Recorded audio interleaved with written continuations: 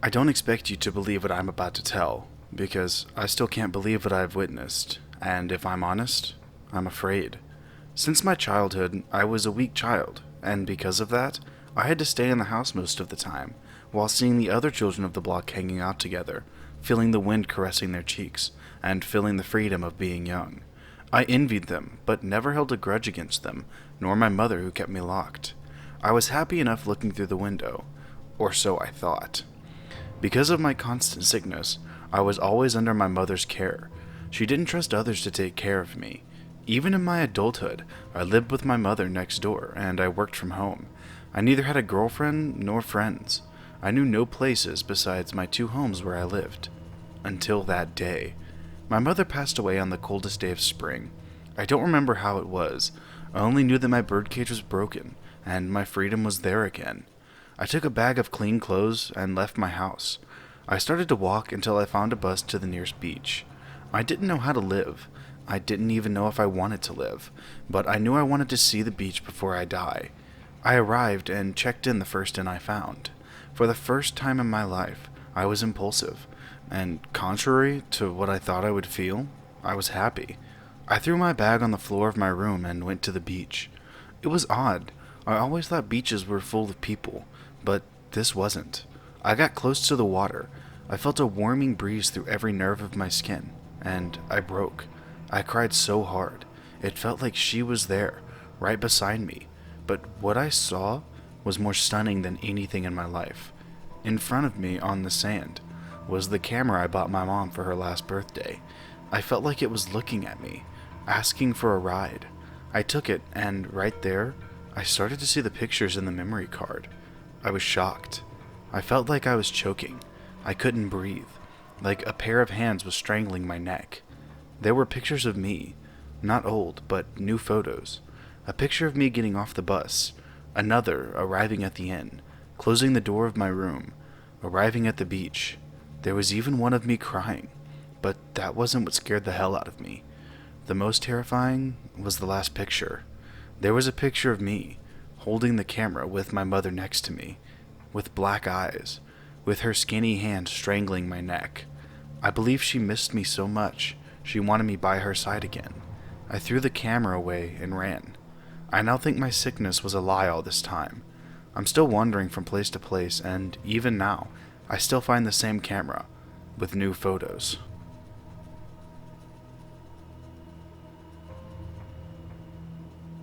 Why is it so cold? I can see my breath. Where am I? I close my eyes, trying to remember the last thing I did before I ended up here. Thinking makes my head spin. Looking around, I don't recognize any of my surroundings. All I can see is pure darkness, past the buzzing streetlight I'm sitting under. I place my hands on my stomach, as if I'm about to be sick. Think, Devin. Where am I? I grab my wrist. No watch. Frantically, pat my pant pockets. No phone. I stand and take a step outside the circular ring of light into the darkness. Why does my body hurt so bad? I stop moving. A loud scream begins to pierce my ears, and I place my hands over them. It's useless, and I drop to my knees. I start yelling, "Damn it! Make it stop!" The noise stops as I pry my hands off my ears and look up. Something is hovering in front of me. I jump back, terrified. Our eyes meet, and I try to look away, but it doesn't work. I opened my mouth to speak, but nothing is coming out. The noise I finally muster sounds like a whimper. Was that me? The eyes disappear, and I begin walking forward. There's a bright flash, and something comes at me. I scream at the top of my lungs, and close my eyes. When I finally open my eyes, I see my ceiling. I'm covered in sweat, and my alarm clock seems louder than it has ever been. It takes me a couple of seconds to calm my breathing. My dreams have been getting so vivid. I wonder if that's normal. I forced myself to sit up and shuffled to the bathroom. I splashed water on my face to rinse off the sweat beating down my forehead. I rubbed my eyes, but as soon as I saw myself in the mirror, I froze. There was blood all over my shirt. I carefully began to take the shirt off. It's still wet. Is this my blood? I placed the shirt in the sink and began examining my own body. There was nothing unusual, and I wasn't in pain. Wait, Today is the 6th. It's my birthday. I have no recollection of what I did last night. I must have gone out for my birthday, and I guess I drank a little too much. I'm sure I'll start to remember last night throughout the day. It's still too early. I stepped into the steaming shower and finished getting ready for work. Maybe I should go out more. I bet last night was fun, and that's probably why I drank so much. I never go out anymore, unless it's a special occasion. I'm cooped up at home when I'm not working. It's probably causing these night terrors too. Maybe I'll start dating again. It's been long enough since she left me. I deserve to be happy again, especially on my birthday. These were the thoughts that swam around in my head as I walked to work. It's sunny today. That's good. I can't help but smile. I made it another year, but I don't feel any older. It's particularly slow today. I've been at work for 3 hours, and all of about 10 people have come in. I began cleaning the glass protecting our donuts that no one ever seemed to eat. I heard the door open at the front of the store, and I turned to look at the new customer. Whoa, I was caught off guard. She is absolutely stunning. Her bright blonde hair flowed perfectly, and the sun that was burning particularly bright through the windows reflected off of it, like liquid gold. Her complexion was so flawless, it made me put my hands to my own face and question how that was even possible. I couldn't help but stare. Hello? She looked at me with her ocean blue eyes. While picking my jaw up off the floor, I was able to mumble out some words. Sorry about that. What can I get for you? Stop staring. May I please get a bottle of water and an English muffin? Her voice was so sweet. Yes, of course. That will be $4.55, I replied. Can I have a name for the order? Allison, she smiled. What a beautiful name. I'm Devin. Nice to meet you. I brought her the water and sandwich and tried to make small talk. Allison and I talked for what seemed like forever, but in reality, it was only about 6 minutes. She looked down at her watch and yelped, I'm gonna be late for work. She jumped up, wished me happy birthday once more, and headed for the door. Will I see you again? I shouted, not thinking. I'm sure I'll stop here again. I don't live far. Her response was short. She ran out of the shop. I felt overwhelmingly sad.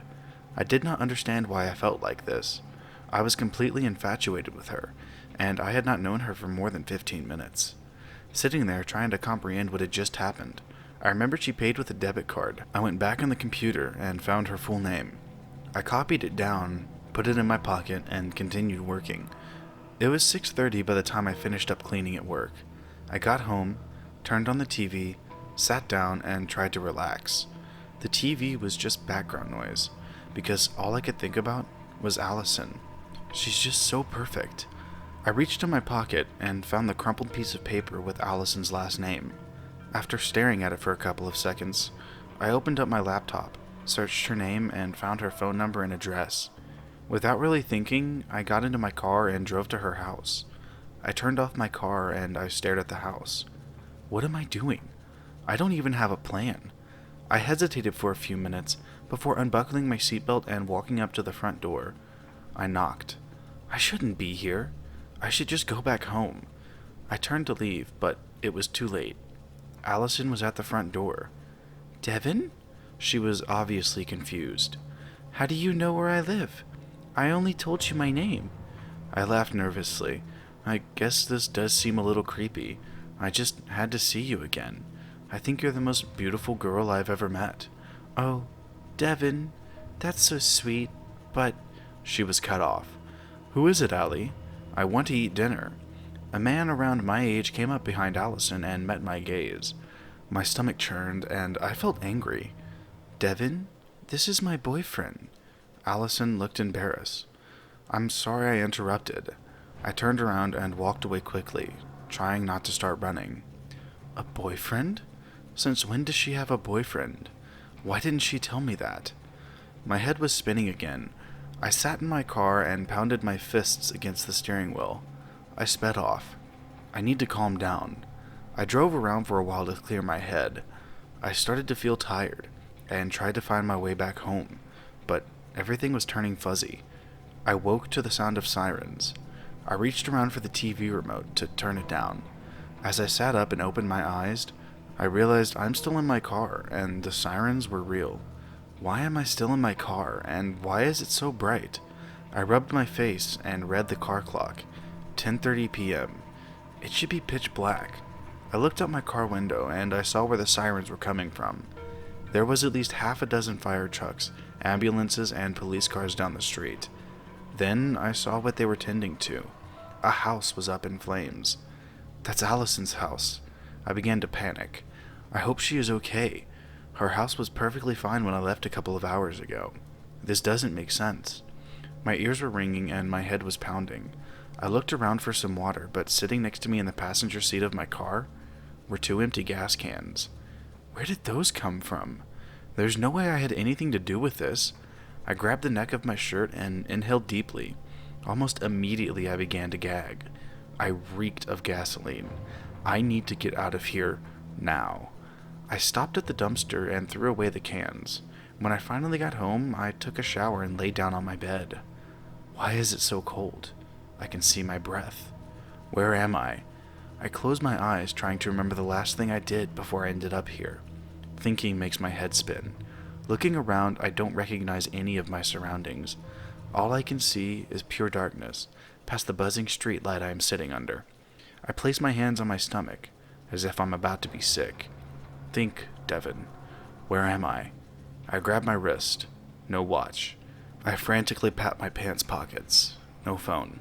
I stand up and take a step outside the circular ring of light into the darkness. Why does my body hurt so bad? I stop moving.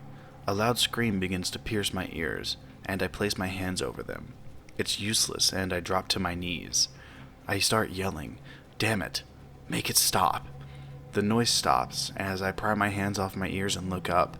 Something is hovering in front of me. I jump back, terrified. Our eyes meet and I can't look away. I open my mouth to speak, but nothing is coming out. The noise I finally muster sounds like a whimper. Was that me? The red beady eyes disappear, and I begin walking forward. There's a bright flash, and the being comes at me. I scream at the top of my lungs and close my eyes. I wake up, covered in sweat. There is no alarm clock going off this time. I turn over to look at my nightstand. This isn't my room. Am I still dreaming? I sit up and look around, scanning the room back and forth quickly. There's a single door across the room, but no windows, no furniture, besides the bed I am laying on.